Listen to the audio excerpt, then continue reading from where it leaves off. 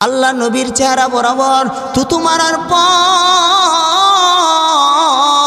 আমার আপনার নবীর চেহারা কালো হয়ে গেছে, আমার আপনার নবীর চক্ষু দুইটা লাল হয়ে গেছে, আমার আপনার নবী মন খারাপ করে ফেলছেন।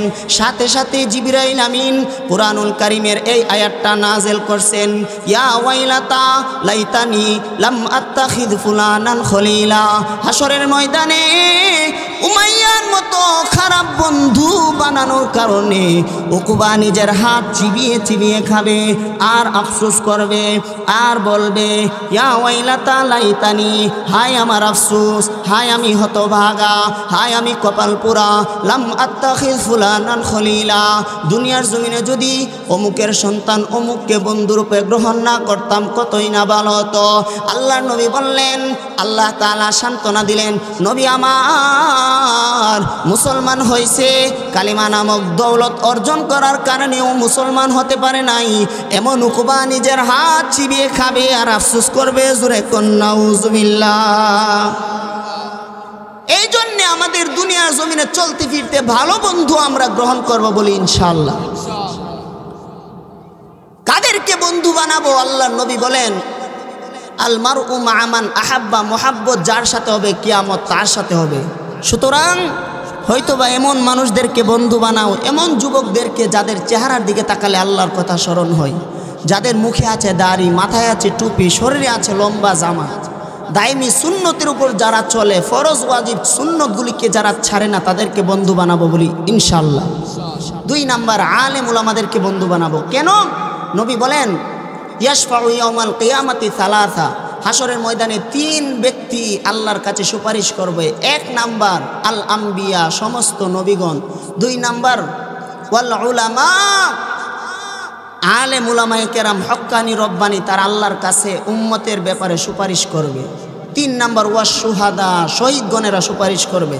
এই জন্য আলেমদেরকে আমরা বন্ধু বানাবো বলে ইনশাআল্লাহ। যদি আলেমদেরকে বন্ধু বানাতে পারি কিংবা কোনো তাকওয়াবান ইমানদার ব্যক্তিকে বন্ধু বানাতে পারি, লাভ হবে কি? মুসলমান বন্ধুরা রে আমার, কিতাবের মধ্যে ছোট্ট একটি ওয়াকিয়া ঘটনা বর্ণনা করা হয়। 2 বন্ধু, বলেন কই বন্ধু? জুড়ে বলেন। 2 বন্ধু তারা একসাথে সফরে বের হয়েছেন। আগেকার যুগে সফর করলে নিজেরাই পাক করতো, নিজেরাই রান্না করতো, নিজেরাই খাইতো, কারণ তখন 5 স্টার হোটেল জায়গায় জায়গায় ছিল না, ঠিক না বেঠি? 2 বন্ধু, এক বন্ধু সকালবেলা, এক বন্ধু বিকালবেলা রান্না করে। আশ্চর্যের বিষয়, এক বন্ধু রান্না করতেছে, চুলার মধ্যে আগুন নিভে গেছে, সে তার হাত দিয়ে আগুন জ্বালায় ফেলছে বলে আল্লাহু আকবার। আরেক বন্ধু, रुखसार से बुरका का जरा पर्दा उठा दूं, रुखसार से बुरका का जरा पर्दा उठा दूं, लिल्लाही मुझे हुस्न खुदा दाद दिखा दूं, लिल्लाही मुझे हुस्न खुदा दाद दिखा दूं। ऐ बहार करम सदके हुसैन बिन अली का,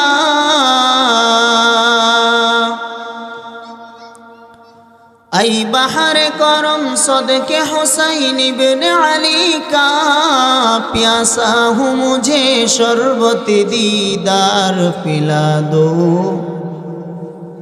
प्यासा हूँ मुझे शरबत दीदार पिला दो।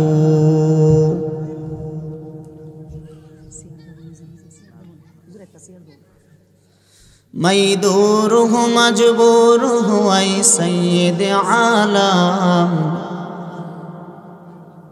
मैं दूर हूँ मजबूर हूँ ऐ सैयद आलम, दीदार दिखा दे नहीं आवाज़ सुना दूँ, दीदार दिखा दे नहीं आवाज़ सुना दूँ। अल्हम्दुलिल्लाह। ঐতিহ্যবাহী নোয়াগাঁও পশ্চিম পাড়া কাজীবাড়ি তাফসির কমিটির উদ্যোগে আয়োজিত 12তম তাফসির মাহফিলের শ্রদ্ধেয় আজম সম্মানিত সভাপতি সাহেব উপস্থিত দিগারে হজরতে ওলামায়ে কেরাম মুরব্বিয়ানি আজম আল্লাহ পাকের আশিকিন জাকিরিন শাকিরিন মুহিব্বিন মুতাআল্লিকিন বান্দারা, বুড়া বাবারা, যুবক ভাইরা, পর্দানিশীন শ্রদ্ধেয়া সম্মানিতা মা ও বোনেরা, আমি আপনাদেরই গ্রামের সন্তান। এই তাফসির মাহফিলে 2017 সাল থেকে প্রায় 3-4 বছর উপস্থিত হয়েছি। বাকি 2 বছর হয়তো বা তাফসির হই নাই। তারপরে আরও 1 বছরও দাওয়াত ছিল, ঢাকায় পড়াশোনার কারণে, পরীক্ষার কারণে আসতে পারি নাই। তো আমি আপনাদের সামনে দোয়া নেওয়ার উদ্দেশ্যে বসলাম। আমার শরীরটা শারীরিকভাবে আমি একটু অসুস্থ, কাশি, ঠান্ডা, জ্বর অনেক দিন পর্যন্ত ছিল, গলার মধ্যে অনেক সমস্যা ছিল। তো সর্বোপরি আল্লাহ তাআলার কাছে আরজি দোয়া পেশ করি যেন আল্লাহ তাআলা আমাকে ইখলাসের সহিত কিছু কথা বলার এবং আপনাদেরকে আমলের নিয়তে শোনার তৌফিক দান করেন। সকলে বলি আমিন। মুহতারাম হাজিরিন, বেশি লম্বা চড়া কোনো আলোচনা নয়, সংক্ষেপে আমি আপনাদের সামনে আলোচনা পেশ করতে চাই।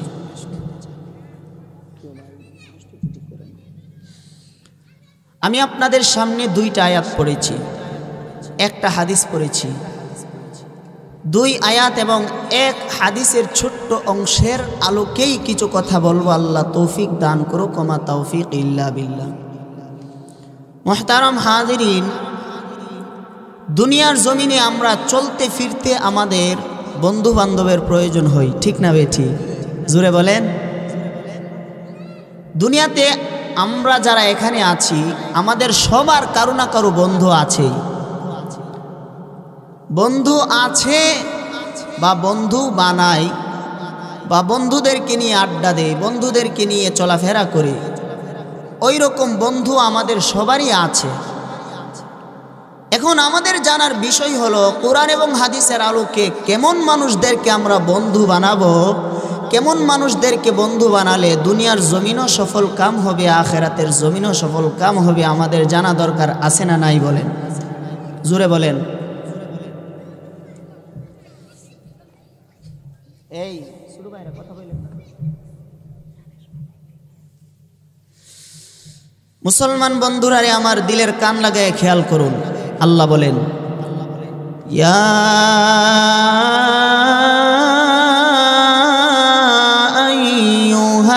আইয়ুহাল্লাযীনা আমানু তাকুল্লাহ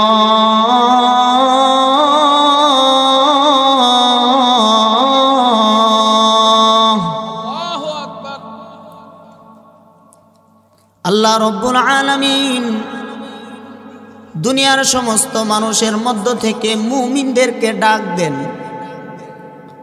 ইয়া আইয়ুহাল্লাযীনা আমানুত্তাকুল্লাহ, হে ঈমানদারেরা, ইত্তাকুল্লাহ, আমি আল্লাহর তোমাদের উপর 1 নাম্বার আদেশ হলো তোমরা সবাই 1 নাম্বার তাকওয়া অর্জন করবা। ঈমান আনার পরে তোমাদের সব চাইতে যেই গুণটা থাকা লাগবে সেটা হলো তাকওয়া। আর তাকওয়া হলো আল্লাহর ভয়। তোমাদের দিলের মধ্যে আল্লাহর ভয় ঢুকাইবা, তাকওয়া অর্জন করবা। ওয়াকুনু মা'আস সাদিকিন।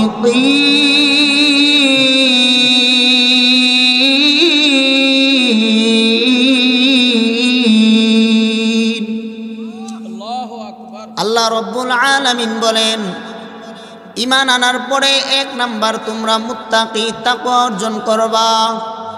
2 নাম্বার হলো ওয়াকুনু মা'আস সাদিকিন, নেককার লোক যারা, সাদিকিন যারা, সত্যবাদী যারা, তাদের সংস্রব তোমরা গ্রহণ করবা। ঈমান আনার পরে আমি আল্লাহর আদেশ 1 নাম্বার তোমরা তাকওয়া অর্জন করবা। 2 নাম্বার আদেশ, ঈমান আনার পরে তোমরা আল্লাহওয়ালা মানুষ যারা, নেককার যারা, সাদিকিন যারা, তাদেরকে তোমরা বন্ধুরূপে গ্রহণ করবা। জুড়ে বলি সুবহানাল্লাহ। মুসলমান বন্ধুরা রে আমার, দিলের কান লাগায়া খেয়াল করে শুনুন। এবার আমরা সবাই কেমন বন্ধু নির্বাচন করব, কেমন মানুষদেরকে আমরা বন্ধু বানাবো, কাদেরকে বন্ধু বানালে দুনিয়ার জমিনও সফল কাম হবে, আখিরাতের জিন্দেগিও সফল কাম হবে। আল্লাহ রব্বুল আলামিন বলেন, সাদিকিনদেরকে বন্ধু বানাইবা, নেককার যারা আল্লাহওয়ালা যারা তাদেরকে বন্ধু বানাইবা। হাদিসে আল্লাহর নবী বলেন, মায়ার উম্মত আল মারউ মা মান আহাব্বা, মোহাব্বত হবে যার সাথে, কিয়ামত হবে তার সাথে। ঠিক না বে ঠিক? জোরে বলেন। মোহাব্বত যার সাথে হবে, কিয়ামতও তার সাথে হবে। মোহাব্বত যদি হয় আল্লাহওয়ালার সাথে, কিয়ামত হবে আল্লাহওয়ালার সাথে। মোহাব্বত যদি হয় কোনো তাবলিগওয়ালার সাথে, কিয়ামত হবে তাবলিগওয়ালার সাথে। মোহাব্বত যদি হয় সাদা দাড়িওয়ালার সাথে, কিয়ামত হবে সাদা দাড়িওয়ালার সাথে। মোহাব্বত যদি হয় ব্যবসায়িকের সাথে, কিয়ামত হবে ও ব্যবসায়িকের সাথে। মোহাব্বত যদি হক্কানি রব্বানি উলামায়ে কেরামদের সাথে হয়, আল্লাহর নবী বলেন কিয়ামতটাও হবে হক্কানি রব্বানি উলামায়ে কেরামদের সাথে। মুসলমান বন্ধুরা রে আমার, দিলের কান লাগায়া খেয়াল করে শুনুন। আল্লাহর নবীর চাচাতো ভাই, যার নাম আব্দুল্লাহ, বাবার নাম আব্বাস, আব্দুল্লাহ ইবনে আব্বাস একদিন আল্লাহর নবীর সামনে গেলেন। যাওয়ার পরে বললেন, ওগো আল্লাহর নবী, দুনিয়াতে চলতে ফিরতে আমাদের বন্ধু বান্ধবের প্রয়োজন হয়। আইয়ু জুলাসা ইনা বিখাইর, কেমন মানুষদেরকে আমরা মজলিসে বন্ধু বানাবো, কেমন মানুষদেরকে আমরা বন্ধু বানাবো। দুনিয়ার জমিনে চলতে ফিরতে আমাদের বন্ধু বান্ধবের প্রয়োজন হয়, কেমন মানুষদেরকে আমরা বন্ধু বানাবো। আল্লাহ নবী সাল্লাল্লাহু আলাইহি ওয়াসাল্লাম ডাক দিয়ে বলেন, আব্দুল্লাহ, ও আমার চাচাতো ভাই, সুন্দর একটা প্রশ্ন করছো। দুনিয়ার জমিনে চলতে ফিরতে সবারই বন্ধু বান্ধবের প্রয়োজন হয়, কেমন বন্ধু বানাবো? নবী আমার বললেন, 3 গুণ যাদের ভিতরে আছে তাদেরকে বন্ধু বানাইবা, 3 গুণ ব্যতীত কাউকে বন্ধু বানাইবা না। 3 গুণওয়ালা মানুষদেরকে বন্ধু বানাইবা। লাভ হবে কি? দুনিয়ার জমিনও হবে সফল কাম, আখিরাতের জিন্দেগিও সফল কাম। 3 গুণওয়ালা মানুষের 1 নাম্বার গুণ হলো মান যাকারাকুম বিল্লাহি রুয়াতাহু, যার চেহারার দিকে তাকালে আল্লাহর কথা স্মরণ হয়, যেই মানুষের চেহারার দিকে তাকালে মালিকের কথা স্মরণ হয়, যেই রবের দিকে তাকালে, যেই মানুষের দিকে তাকালে রবের কথা স্মরণ হয়। আল্লাহর নবী বললেন, আব্দুল্লাহ, 1 নাম্বার ওই মানুষদেরকে বন্ধু বানাইবা। জোরে কোন সুবহানাল্লাহ। 2 নাম্বার আব্দুল্লাহ ইবনে আব্বাস বলেন, ওগো আল্লাহর নবী, 2 নাম্বার কাদেরকে বন্ধু বানাবো? আল্লাহর নবী বলেন, 2 নাম্বার বন্ধু বানাইবা তাদেরকে ওয়াজাদা ফি ইলমিকুম মাউতিকুহু, যার কাছে গেলে ইলম পাওয়া যাবে, যার কাছে গেলে জ্ঞান বৃদ্ধি পাবে, যার কাছে গেলে ইলমে মান্তেকের জ্ঞান শিখা যাবে, কোরআন হাদিস শিখা যাবে, যার কাছে গেলে মাসআলা মাসাইল শিখা যাবে, এমন মানুষদেরকে বন্ধু বানাইবা। এখন আপনাদের কাছে প্রশ্ন, চাওয়ালার কাছে গেলে কি কোরআন শিখা যাবে? জোরে বলেন। ইঞ্জিনিয়ারের কাছে গেলে কি কোরআন শিখা যাবে? ডাক্তারের কাছে গেলে কি কোরআন শিখা যাবে? না না না না, কোরআন শিখতে হলে আলেমের কাছে যাইতে হবে, কোরআন শিখতে হলে হাফেজে কোরআনের কাছে যাইতে হবে। কোরআন শিখতে গেলে হক্কানি রব্বানি উলামায়ে কেরামদের কাছে যাইতে হবে।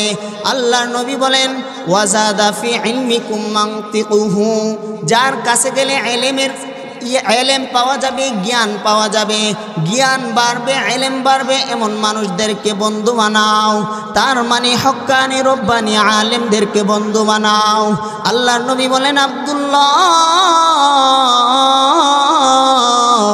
3 নাম্বার গুণ হবে ওয়াদাকারাকুম বিল আখিরাতি আমালু, এমন মানুষ যেই মানুষের দিকে তাকাইলে, যেই মানুষের আমল দেখলে আখিরাতের কথা স্মরণ হয়, বলি সুবহানাল্লাহ।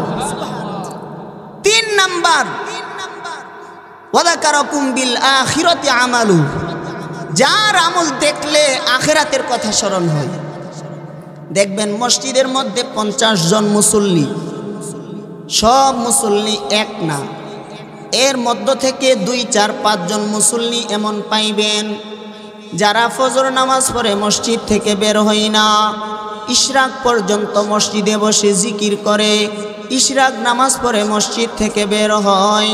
আবার কিছু কিছু মুসল্লি এমন আছে যারা মাগরিব পড়ে সাথে সাথে বের হয় না, এশা পর্যন্ত বসে বসে সই তাসবিহ আদায় করে, আসরের পর বসে বসে আল্লাহকে ডাকে, তাহাজ্জুদ নামাজ পড়ে, আওয়াবিন পড়ে, ইশরাক পড়ে, চাশত পড়ে, সময়ে সময়ে কোরআন তিলাওয়াত করে, সময়ে সময়ে জিকির আজকার করে।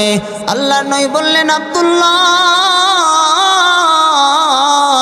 3 নাম্বার গুণ হবে যাদের আমল দেখলে আখিরাতের কথা স্মরণ হয়, এমন মানুষদেরকে বন্ধু বানাইবা।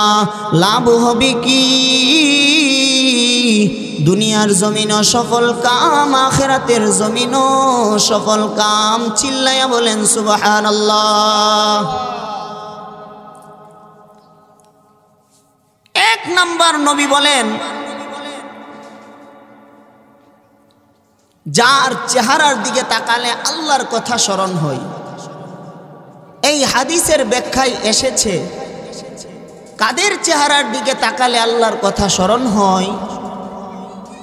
মুহাদ্দিসগণ বলেন যেই সমস্ত যুবকেরা, যেই সমস্ত জওয়ান পুরুষেরা বা যুবতী নারীরা যৌবন বয়সে ইবাদত করে, সমস্ত গুনাহ থেকে বিরত থেকে যৌবন বয়সে ইবাদতে কাটায়, যৌবন বয়সটা মালিককে দিয়ে দেই, যৌবন বয়সে চেহারার মধ্যে দাড়ি রাখে নবীর সুন্নাত, যৌবন বয়সে মাথার মধ্যে টুপি দেই নবীর সুন্নাত, যৌবন বয়সটা লম্বা জামা পরে কাটায়া দেই, যৌবন বয়সে 5 ওয়াক্তের নামাজ পড়ে।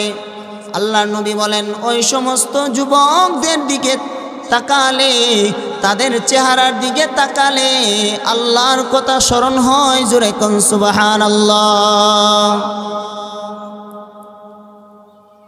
2 নাম্বার আপনাদের সামনে আরেকটা আয়াত পড়েছি। আল্লাহ বলেন ইয়া ওয়াইলাতা লাইতানি লাম আত্তাখিয ফুলানান খলিলা। হাসরের ময়দানে একদল মানুষ নিজের হাত নিজে চিবিয়ে চিবিয়ে খাবে, আর আফসোস করবে, আর বলবে ইয়া ওয়াইলাতা লাইতানি, হাই আমার আফসোস, হাই আমি হতভাগা, হাই আমার দুর্ভাগ্য, লাম আত্তাখিয ফুলানান খলিলা। দুনিয়ার জমিনে অমুকের সন্তান অমুকের সাথে যদি আমার বন্ধুত্ব না হতো কতই না ভালো হতো, অমুকের সন্তান অমুকের সাথে বন্ধুত্ব না হলে আমার কতই না ভালো হতো, তার সাথে বন্ধুত্ব করার কারণে আজকে জাহান্নামে এসেছি। নিজের হাত নিজে চিবিয়ে চিবিয়ে খাবে আর আফসোস করবে। মুসলমান বন্ধুরা রে, আমার দিলের কান লাগাইয়া খেয়াল করে শুনুন, এই আয়াতের শানে নুজুলে এসেছে তাফসিরে মাআরিফুল কুরআন সহ তাফসিরের অনেক কিতাবের মধ্যে একটা ঘটনা বর্ণনা করা হয়। হাসরের ময়দানে কারা আফসোস করবে, কারা আফসোস করবে? দুনিয়ার জমিনে খারাপ লোকদের সাথে যারা চলাফেরা করবে, দুনিয়ার জমিনে খারাপ মানুষদেরকে যারা বন্ধু বানাইবে, তারাই হাসরের ময়দানে আফসোস করবে, তারাই হাসরের ময়দানে আফসোস করবে। মুসলমান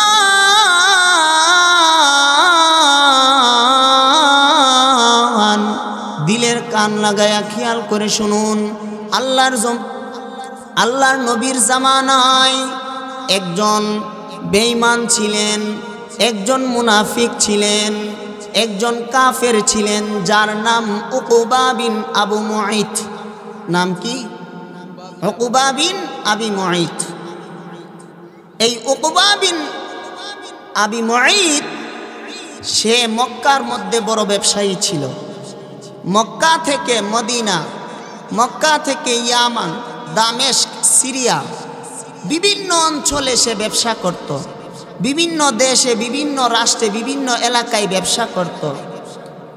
ব্যবসা করে যেই লাভ হতো, লাভের এক অংশ দিয়ে সে মানুষদেরকে দাওয়াত করে খাওয়াইতো। বলি সুবহানাল্লাহ। বলেন তো দেখি, দাওয়াত করে খাওয়ানো এটা ভালো গুণ নাকি খারাপ গুণ? অনেক ভালো গুণ। মুসলমান একদিন এই উকবা বিন আবি মুঈত, তার ব্যবসার মধ্যে অনেক লাভ হয়েছে। এক এলাকা থেকে ব্যবসা করে সে মক্কার মধ্যে আগমন করেছে। ব্যবসার মধ্যে অনেক টাকা তার লাভ হয়েছে। সে এবার আবু জাহেল, উতবা, শুয়াইবা, ওয়ালিদ বিন মুগীরা তাদের সাথে পরামর্শ করতেছে, এই দেখো এখন যেই ব্যবসা করেছি তার মধ্যে অনেক লাভ হয়েছে। এখন আমি চাই পুরা মক্কার মধ্যে সব চাইতে ভালো মানুষটা যিনি, তাকে দাওয়াত করে খাওয়াইতে।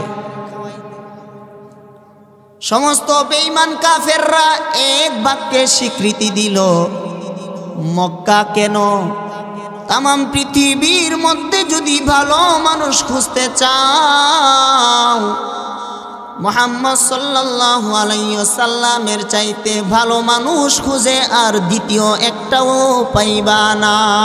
সুবহানাল্লাহ। তার মানে মুহাম্মদ মক্কা কেন, তামাম পৃথিবীর মধ্যে শ্রেষ্ঠ মানুষ, ভালো মানুষ। মুহাম্মদকে দাওয়াত করে খাওয়াও। তাহলে মক্কার মধ্যে সব চাইতে ভালো মানুষ তোমার খাওয়ানো হবে, এমনকি পৃথিবীর মধ্যে সবচেয়ে ভালো মানুষকে খাওয়ানো হবে।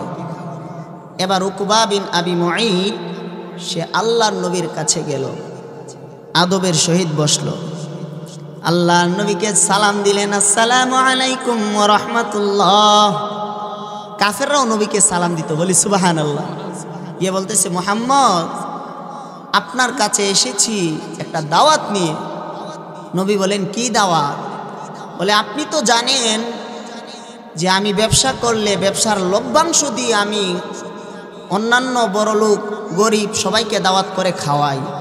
নিয়ত করছি সব চাইতে ভালো মানুষকে খাওয়াবো। সবাই পরামর্শের মধ্যে ফাইসালা দিছে যে আপনার চাইতে ভালো মানুষ পুরা মক্কার মধ্যে আর একটাও নাই। বলি সুবহানাল্লাহ।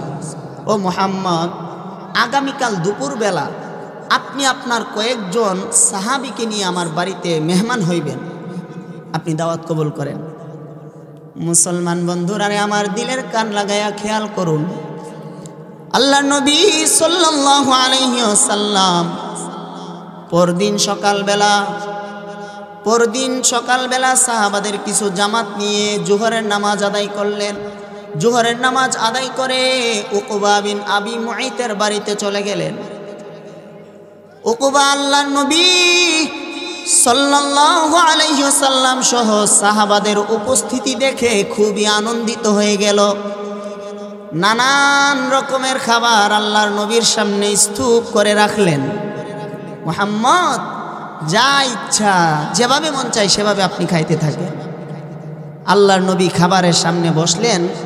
বসে বসে চিন্তা করতেছে, উকবা বেঈমান কাফের, সে যদি আমাকে দাওয়াত করে খাওয়াইতে পারে তাহলে আমি নবীর তো একটা দায়িত্ব আছে, আমাকেও দাওয়াত দেওয়া। আল্লাহর নবী উকবাকে ডাক দিলেন, উকবা এদিকে আসো। তুমি অন্য ধর্মের হওয়া সত্ত্বেও আমি মুহাম্মদকে দাওয়াত করছো। আমি মুহাম্মদ তোমাকে একটা দাওয়াত দিতে চাই। আর এই দাওয়াতটা সাধারণ কোনো দাওয়াত নয়, দুনিয়ার শ্রেষ্ঠ দাওয়াত। জোরে কোন সুবহানাল্লাহ। উকবা তুমি পড়ো লা ইলাহা ইল্লাল্লাহ মুহাম্মাদুর রাসূলুল্লাহ সাল্লাল্লাহু আলাইহি ওয়াসাল্লাম, পড়ো লা ইলাহা ইল্লাল্লাহ। আর এটা হলো দুনিয়ার শ্রেষ্ঠ দাওয়াত। উকবা বললেন ঠিক আছে আমি পড়ে নিলাম লা ইলাহা ইল্লাল্লাহ।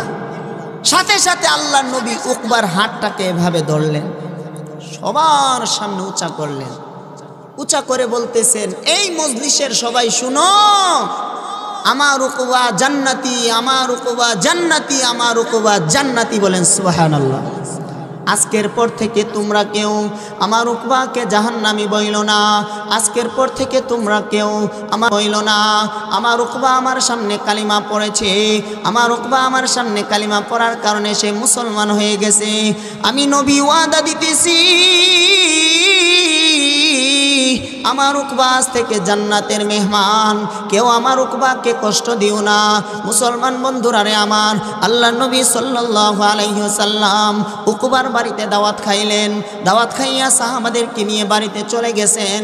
এমন সময় উকবা যে নবীর সামনে কালিমা পড়ছে, উকবার এই কালিমা পড়ার সংবাদটা উমাইয়া বিন খালেদ তার কানের মধ্যে পৌঁছিয়া গেল। আর উমাইয়া ছিল উকবার বাল্যকালের বন্ধু। বুঝতেছি সবাই? উমাইয়া বলল উকবা সারা জীবন বাপ দাদার ধর্ম পালন করছি, আজকে বাপ দাদার ধর্মের মধ্যে চুল কালি মাইখা মুহাম্মদের সত্য ধর্ম নাকি গ্রহণ করছো। তুমি বেঈমান হয়ে গেছো, তুমি মুনাফিক হয়ে গেছো। সুতরাং মুহাম্মদের ধর্ম গ্রহণ করার সাথে, মুহাম্মদের ধর্ম গ্রহণ করার কারণে আমি উমাইয়া বিন খালেকের সাথে তোমার কোনো সম্পর্ক নাই। হয়তো মুহাম্মদের ধর্ম ছাড়ো, নয়তো বা আমার মতো বাল্যকালের বন্ধুকে ছেড়ে দাও। হাই হাই উকবা কপাল পোড়া। উকবা সাথে সাথে বলে উঠল, ও উমাইয়া, মুহাম্মদের কালিমা গ্রহণ করছি, মিথ্যা কালিমা গ্রহণ করছি, মুখে ঈমান আনছি কিন্তু অন্তরে ঈমান আনি নাই। বলি নাউজুবিল্লাহ। উমাইয়া, মুহাম্মদ নবীকে খাওয়ানোর জন্য আমি কালিমা পড়ছি। মুসলমান ভাইরা আমার দিলের কান লাগাইয়া খেয়াল করে শুনুন। এবার উমাইয়া বলতেছে, তুমি সত্য কালিমা পড়ছো নাকি মিথ্যা কালিমা পড়ছো, আমাকে প্রমাণ দিতে হবে। বলে তুমি কি প্রমাণ চাও? বলে তুমি মুহাম্মদের চেহারা বরাবর থুতু মারবা আর বলবা মুহাম্মদ তোমাকে খাওয়ানোর জন্য খাওয়ানোর কালিমা পড়ছি। সত্যি সত্যি বাল্যকালের বন্ধুকে খুশি করতে গিয়া এবার উমাইয়াকে সাথে লইয়া উকবা বিন আবি মুঈত আল্লাহ নবীর সামনে গেলেন। আল্লাহ নবী মনে মনে খুশি। একটু আগে উকবা কালিমা পড়ে মুসলমান হয়েছে, এখন মনে হয় উমাইয়াকেও আনছে কালিমা পড়ে মুসলমান বানানোর জন্য। মুসলমান বন্ধুরা আমার দিলের কান লাগায়া খেয়াল করে শুনুন। আল্লাহ নবী ডাক দিলেন, হে উকবা, কি জন্যে এসেছো বলো, বলো কি জন্যে এসেছো? উকবা এবার ডান দিকে তাকায়, বাম দিকে তাকায়, সামনে তাকায়, পিছনে তাকায়, কেউ নাই। সাথে সাথে আল্লাহ নবীর চেহারা বরাবর থুতু নিক্ষেপ করছে। আল্লাহ নবীর চেহারা বরাবর থুতু মারার পর আমার আপনার নবীর চেহারা কালো হয়ে গেছে, আমার আপনার নবীর চক্ষু দুইটা লাল হয়ে গেছে। আমার আপনার নবী মন খারাপ করে ফেলছেন। সাথে সাথে জিবরাইল আমিন কুরআনুল কারীমের এই আয়াতটা নাযিল করছেন, ইয়া ওয়াইলাতা লাইতানি লাম আত্তাখিদ ফুলানান খলিলা। হাসরের ময়দানে উমাইয়ার মতো খারাপ বন্ধু বানানোর কারণে উকবা নিজের হাত চিবিয়ে চিবিয়ে খাবে আর আফসোস করবে আর বলবে, ইয়া ওয়াইলাতা লাইতানি, হায় আমার আফসোস, হায় আমি হতভাগা, হায় আমি কপাল পোড়া, লাম আত্তাখিজ ফুলানান খলিলা, দুনিয়ার জমিনে যদি অমুকের সন্তান অমুককে বন্ধুরূপে গ্রহণ না করতাম কতই না ভালো হতো। আল্লাহর নবী বললেন, আল্লাহ তাআলা সান্ত্বনা দিলেন, নবী আমার মুসলমান হয়েছে, কালিমা নামক দৌলত অর্জন করার কারণেও মুসলমান হতে পারে নাই, এমন উকুবা নিজের হাত চিবিয়ে খাবে আর আফসোস করবে। জোরে কন্যা নাউজুবিল্লাহ। এই জন্যে আমাদের দুনিয়ার জমিনে চলতে ফিরতে ভালো বন্ধু আমরা গ্রহণ করব বলি ইনশাআল্লাহ। কাদেরকে বন্ধু বানাবো? আল্লাহর নবী বলেন, আল মারউ মা মান আহাব্বা, মোহাব্বত যার সাথে হবে কিয়ামত তার সাথে হবে। সুতরাং হয়তোবা এমন মানুষদেরকে বন্ধু বানাও, এমন যুবকদেরকে যাদের চেহারার দিকে তাকালে আল্লাহর কথা স্মরণ হয়, যাদের মুখে আছে দাড়ি, মাথায় আছে টুপি, শরীরে আছে লম্বা জামা, দাইমি সুন্নতের উপর যারা চলে, ফরজ ওয়াজিব সুন্নতগুলিকে যারা ছাড়ে না, তাদেরকে বন্ধু বানাবো বলি ইনশাআল্লাহ। 2 নাম্বার, আলেম উলামাদেরকে বন্ধু বানাবো। কেন? নবী বলেন, ইয়াশফাউ ইয়াউমাল কিয়ামাতি সালাসা, হাসরের ময়দানে 3 ব্যক্তি আল্লাহর কাছে সুপারিশ করবে। 1 নাম্বার আল আম্বিয়া, সমস্ত নবীগণ। 2 নাম্বার ওয়াল উলামা, আলেম উলামায়ে কেরাম হক্কানি রব্বানি, তারা আল্লাহর কাছে উম্মতের ব্যাপারে সুপারিশ করবে। 3 নাম্বার ওয়াস শুহাদা, শহীদগণেরা সুপারিশ করবে। এই জন্য আলেমদেরকে আমরা বন্ধু বানাবো বলে ইনশাআল্লাহ। যদি আলেমদেরকে বন্ধু বানাতে পারি কিংবা কোনো তাকওয়াবান ইমানদার ব্যক্তিকে বন্ধু বানাতে পারি, লাভ হবে কি? মুসলমান বন্ধুরা রে আমার, কিতাবের মধ্যে ছোট্ট একটি ওয়াকিয়া ঘটনা বর্ণনা করা হয়। 2 বন্ধু, বলেন কই বন্ধু? জুড়ে বলেন। 2 বন্ধু তারা একসাথে সফরে বের হয়েছে। আগেকার যুগে সফর করলে নিজেরাই পাক করত, নিজেরাই রান্না করত, নিজেরাই খাইতো, কারণ তখন 5 স্টার হোটেল জায়গায় জায়গায় ছিল না, ঠিক না বেঠি?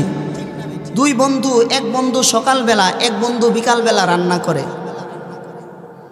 আশ্চর্যের বিষয়, এক বন্ধু রান্না করতেছে, চুলার মধ্যে আগুন নিভে গেছে, সে তার হাত দিয়ে আগুন জ্বালায় ফেলছে বলি আল্লাহু আকবার। আরেক বন্ধু শুইয়া শুইয়া তার কেরামতি দেখতেছে। কেরামতি বলতেছে, বন্ধু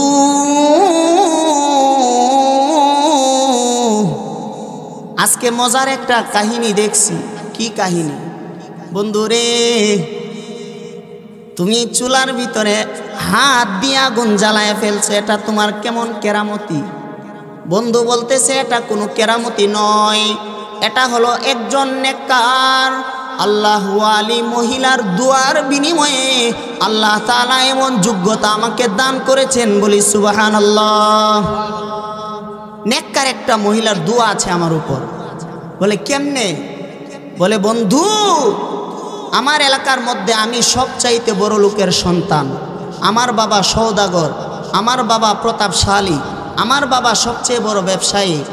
আমি আমার বাসার ছাদের মধ্যে, বাসার বারান্দায়, সব জায়গায় বসে প্রকাশ্যে মদ পান করতাম, নারীদেরকে নিয়ে নাচানাচি করতাম, জেনা করতাম। আমি এমন খারাপ ছিলাম। একদিন আমার ঘরের বারান্দার মধ্যে বসে মদ পান করতেছি, হঠাৎ করে দেখি আমার বাড়ির সামনে দিয়ে আরেকটা বাড়ি আছে, এই বাড়ির মধ্যে সুন্দরী রূপসী একটা যুবতী নারী কাপড় লাড়তেছে। আমি আমার জানালার লোহার ফাঁক দিয়ে নারীটাকে দেখে ফেললাম। দেখার পরে তাড়াতাড়ি নারীটার ঘরের সামনে গেলাম, গিয়ে ডাক দিলাম, ও আল্লাহর বান্দি আমার সামনে আসো। কিন্তু নারীটা বড় নেককার, আল্লাহ ওয়ালি, সে আমার সামনে আসে নাই, কারণ আমি তখন অনেক খারাপ ছিলাম। নারীটা আমার সামনে আসে নাই। আমি সারাদিন অপেক্ষা করলাম, নারীটা আমার সামনে আসে নাই।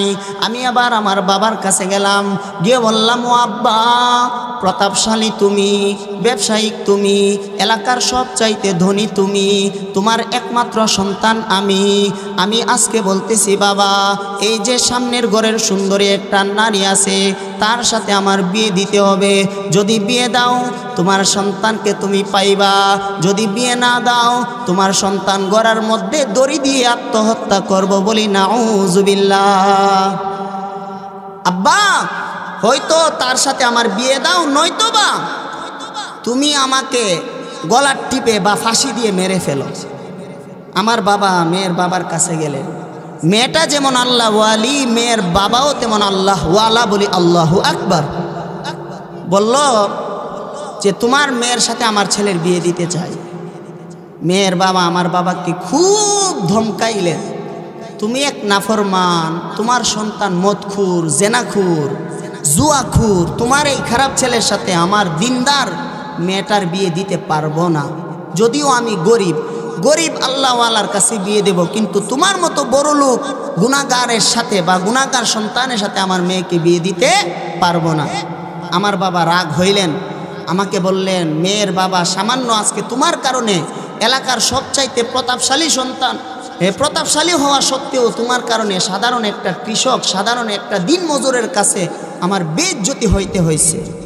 এখন কি করণীয়? করণীয় হলো মেয়েটাকে ভুলে যাও। মুসলমান ভাইরা রে আমার, কিছুদিন পর ওই মেয়েটার বাবা সত্যি সত্যি দিনদার একটা আল্লাহওয়ালা ছেলের সাথে মেয়েটাকে বিয়ে দিল। কয়েক বছর অতিবাহিত হইল, তার ঘরের মধ্যে 3টা সন্তান জন্ম নিল। 3 সন্তান হওয়ার পরে কঠিনে তা এই যে 3 সন্তানের বাবা যিনি ছিল আল্লাহওয়ালা লোকটা কঠিন এক রোগে আক্রান্ত হয়ে দুনিয়ার জমিন থেকে চলে গেছেন। এখন ওই আল্লাহওয়ালা নারীটা বিধবা হয়ে গেল। আল্লাহর কি কুদরত, তাদের এলাকার মধ্যে দুর্ভিক্ষ দেখা দিয়েছে। এর ভিতরে যত বছর অতিবাহিত হয়েছে এই মেয়ের সাথে এই ছেলের কোনো যোগাযোগ নাই। মুসলমান ভাইরা রে আমার, দিলের কান লাগাইয়া খেয়াল করুন, দিলের কানে শুনুন যুবক ভাইরা, জীবন পরিবর্তন হয়ে যাবে। একদিকে স্বামী মারা গেছে, অপর দিকে ওই এলাকায় দুর্ভিক্ষ দেখা দিয়েছে। মানুষেরা খাবার পায় না, খাইতে পারে না, ফসলের জমি ফসল হয় না, প্রত্যেকটা ব্যবসায়িকের লস, প্রত্যেকটা দোকানদারের লস, যাদের কাছে যা ছিল তাই তারা খাইতেছে, কেউ কেউ অনাহারে দিন কাটাইতেছে। বলল, আমার আব্বা আমাকে ফরমান জারি করেছে ওই এলাকার মধ্যে ত্রাণ দিয়ে আসো। আমি আমার বাড়ি থেকে ত্রাণের বড় ট্রাক দিয়ে বস্তা ভরে ওই এলাকায় নিয়ে গেলাম। লাইনে লাইনে দাঁড়াইয়া সবাইকে ত্রাণ দিতেছি। যেই মাসুকা, যেই নারীটা কয়েক বছর আগে যার সাথে আমি জেনা করতে চেয়েছিলাম, যাকে বিয়ে করতে চাইছিলাম, ওই মেয়েটা মুখের মধ্যে কাপড় দিয়ে আমার সামনে এসেছে। আমি মেয়েটাকে দেখে চিনে ফেললাম। এই তুমি ওই এলাকার না? বলে হ্যাঁ। তোমার বাবা অমুক না? হ্যাঁ। আজকে এখানে ত্রাণ নিয়ে দাঁড়াইছো কেন? তোমার স্বামী কোথায়? বলে আমার 3টা বাচ্চা রেখে আমার স্বামী মারা গেছে। তো এখন বলতেছে, এখন আমি আমার বাড়িতে 3 দিন যাবৎ খাবার নাই, খাবার নিতে ত্রাণের জন্য এসেছি, মেহেরবানি করে আমাকে খাবার দেন। মুসলমান ভাইরা রে আমার, 2 মিনিটে শেষ করে দেব। ও যুবক, ও পর্দানিসীন মা বোনেরা, দিলের কান লাগায়া খেয়াল করুন। মুসলমান, এবার ওই নারীটা যখন এই কথা বলল, যুবক বলেন আমার ভিতরের মধ্যে খুশি উঠল। আমি আবার নারীটাকে বললাম, ত্রাণ নিতে এসেছ, এখন পূর্বের চাহিদা অনুযায়ী আমার সাথে তোমার জেনা করতে হবে। যদি জেনা করো, খারাপ কাজ করো, ত্রাণ বাড়াইয়া দেব। যদি জেনা না করো তাহলে তোমাকে ত্রাণ দিব না। মুসলমান, নারীটা বলল, রাজ্জাক একজন, রিজিক দাতা একজন, তিনি কে? জোরে বলেন, তিনি কে? আল্লাহ। সুতরাং আমার রিজিক দাতা হলেন আল্লাহ। আল্লাহ আমার রিজিক দিবেন। তোর মতো গুনাহগারের কাছে, জেনাখুরের কাছে আমি ত্রাণ নিতে চাই না। মেয়েটা সন্তানদেরকে নিয়ে চলে যাইতেছেন।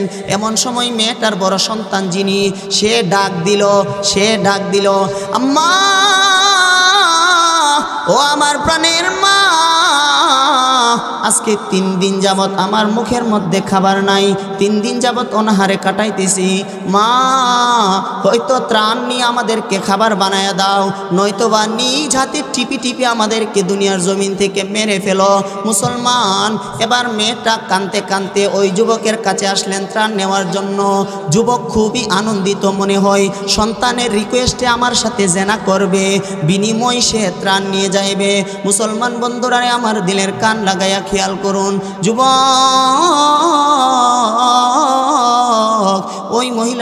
ওই মহিলাটা যখন সওদাগরের সন্তানের কাছে গেলেন, সন্তান ডাক দিলেন, এই মহিলা জেনা করবা, আসো ডাবল ত্রাণ নিয়ে যাও। মহিলার ভিতরে আল্লাহর ভয় ঢুকে গেল, বলল রাজ্জাক একজন, রিজিকদাতা একজন, তিনি কে? জুড়ে বলেন তিনি কে? আল্লাহ। সুতরাং তোর সাথে জেনা করব না, দেখবি তোর এখান থেকে যাইতে দেরি, আমার বাড়িতে আল্লাহ তাআলা আসমান থেকে গায়েবী রিজিক পাঠাইতে দেরি হবে না। বলি আল্লাহু আকবার। যুবক বলেন আমার জীবন পরিবর্তন হয়ে গেছে। আমি আবার বললাম, আমার লোকদেরকে বললাম তাড়াতাড়ি আমার মাথার মধ্যে 2 বস্তা আটায় উঠায় দাও, আটা। 2 বস্তা আটা নিয়ে আমি আবার ওপর রাস্তা দিয়ে মহিলার বাড়িতে আটা রেখে এক সাইডে এসে বেড়ার ফাঁক দিয়ে দেখতেছি মহিলা কখন আসে, সন্তানদেরকে কখন বলে। মহিলা ওপর রাস্তা দিয়ে সন্তানদেরকে এনে বলতেছে, দেখো রাজ্জাকের উপর বিশ্বাস করছিলাম, রাজ্জাকে ওপর রাস্তা দিয়ে আমাদেরকে আসমান থেকে গায়েবী খাবার পাঠিয়ে দিলেন। বলে আল্লাহু আকবার। মহিলা এবার হাত তুলে দোয়া করলেন, আল্লাহ, যেই লোকটা, ও মালিক, আজকে 3 দিন পর্যন্ত আমাদের পেটে খাবার নাই, অনাহারের মুখের মধ্যে খাবার দিছে, আমার বাড়িতে আটা পাঠিয়ে দিছে, ও আল্লাহ, তাকে তুমি জান্নাতি বানাও, জাহান্নামের আগুন থেকে বাঁচাও, এমনকি দুনিয়াতেও যদি কখনো আগুনে পড়ে দুনিয়ার আগুন থেকেও তুমি বাঁচাও। বলে বন্ধু রে, এই জন্য আজকে চুলার ভিতরে নিজে হাত দিয়ে আগুন জ্বালায় ফেলছি। বলে আল্লাহু আকবার। এই জন্য আমাদের আজকের আলোচনার বোঝার বিষয় হলো আমাদের বন্ধু বানাবো আলেমদেরকে। বলি ইনশাআল্লাহ। আলেমদের অধীনে দাওয়াত ও তাবলীগের মেহনত চলবে। বলি ইনশাআল্লাহ। জোরে বলি ইনশাআল্লাহ। আলেমদের তত্ত্বাবধানে চলবো তো আমরা ইনশাআল্লাহ। আল্লাহ তাআলা আমাদেরকে যে কথাগুলো বলেছি প্রত্যেকটা কথার উপর ভুল ভ্রান্তিগুলো মাফ করে সঠিক কথার উপর আমাদেরকে, আমি সহ আপনাদের সবাইকে আমল করার তৌফিক দান করুক। সকলে বলি আমিন। ওয়া আখিরু দাওয়ানা আলহামদুলিল্লাহি রাব্বিল আলামিন। আসসালামু আলাইকুম ওয়া রাহমাতুল্লাহি ওয়া বারাকাতুহু। সম্মানিত গ্রামবাসী, ইনশাআল্লাহ এই পর্যায়ে আমাদের সম্মুখে কোরআন ও হাদিস থেকে মূল্যবান বয়ান পেশ করবেন হযরত মাওলানা হাফেজ আব্দুল বাদর সাহেব।